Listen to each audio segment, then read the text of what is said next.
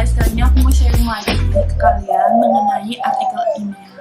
Di mana artikel ilmiah sendiri itu dibagi menjadi 3 bagian, yaitu yang pertama ada yang namanya artikel penelitian, yang kedua ada yang namanya artikel konseptual atau non penelitian, dan yang ketiga itu ada artikel ilmiah populer.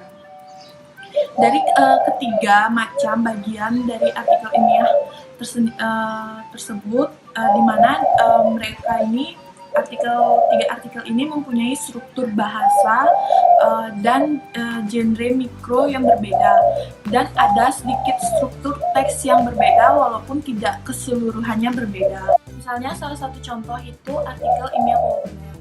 Misalnya contohnya tuh kayak media cetak, ada koran atau majalah, yang dimana dalam koran atau majalah itu pasti berisi mengenai opini, yang dimana opini tersebut itu menggunakan bahasa informal atau tidak kaku, lebih santai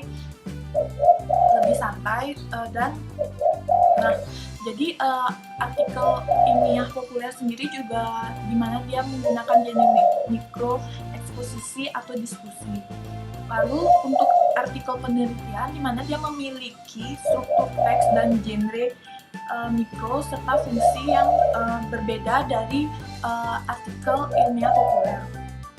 Untuk struktur teks artikel penelitian sendiri itu terdiri dari abstrak, pendahuluan, tinjauan pustaka, metodologi penelitian, hasil pembahasan, dan kesimpulan.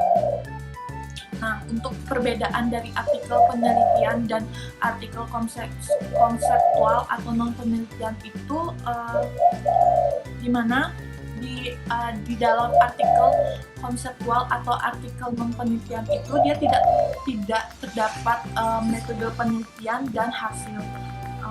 Jadi untuk di dalam teks konseptual atau non penelitian itu strukturnya itu terdiri dari abstrak, pendahuluan, tinjauan pustaka, pembahasan, dan kesimpulan.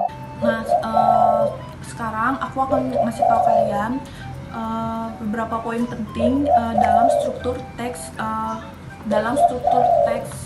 artikel penelitian atau artikel konseptual atau Yang pertama ada abstrak. Unsur-unsur abstrak antara lain ada pokok pembahasan, tujuan penelitian, teori pendekatan, metode penelitian, hasil pembahasan, kesimpulan, dan saran. Lalu yang kedua ada pendahuluan. Di dalam pendahuluan terdapat genre mikro, yaitu eksposisi atau deskripsi. Fungsi pendahuluan untuk memberikan latar belakang penelitian, memberikan permasalahan penelitian, dan gambaran mengenai tujuan penelitian. Lalu yang ketiga ada tinjauan pustaka. Di dalam tinjauan pustaka terdapat genre mikro, yaitu jenis review atau ulasan. Tinjauan pustaka berisi mengenai ulasan teoritis tentang dasar dari sebuah pemikiran yang dimana digunakan untuk memecahkan masalah penelitian. Lalu metode penelitian. Di dalam metode penelitian terdapat genre mikro, yaitu rekon atau meliputi deskripsi. Metode penelitian berfungsi untuk menyajikan pendekatan mengenai teknik penelitian yang termasuk ke dalam langkah-langkah apa yang akan ditempuh. Lalu hasil. Genre mikro yang digunakan dalam hasil yaitu deskripsi.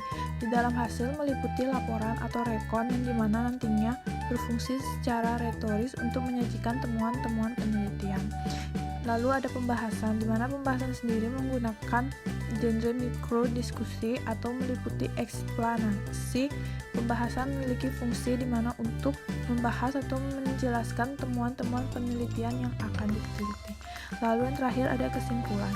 Kesimpulan meliputi deskripsi yang dimana bertujuan untuk menyajikan uraian bahwa pokok uraian yang disajikan telah diberlakukan sebagaimana mestinya.